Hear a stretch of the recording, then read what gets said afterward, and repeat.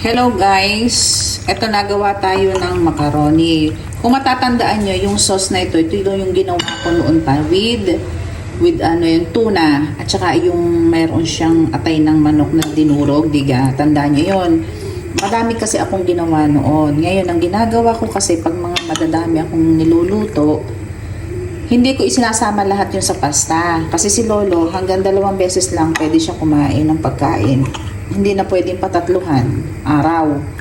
Yon. So, ang ginagawa ko, nagdi-divide ako, nilalagay ko sa freezer para walang masayang, walang matapon. So, ito, ang ginawa ko naman, yan. Ngayon, meron tayong pasta, elbow pasta, at tayo ay magbe-bake macaroni. Yan, nailagay na natin sa isang maliit na bowl. Tapos lalagyan natin ng cheese. Yan. Tapos nung ating malagyan ng ating layer na cheese, ito yon, ipinatong ko na yung natitira na ating macaroni.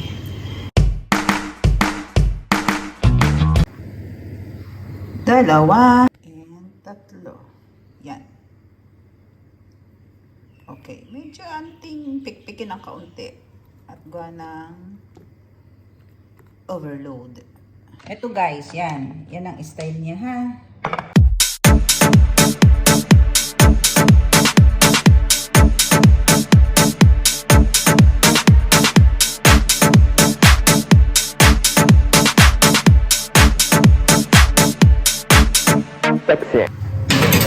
Palilinis ko lang ng oven namin.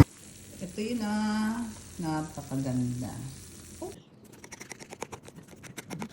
Oh,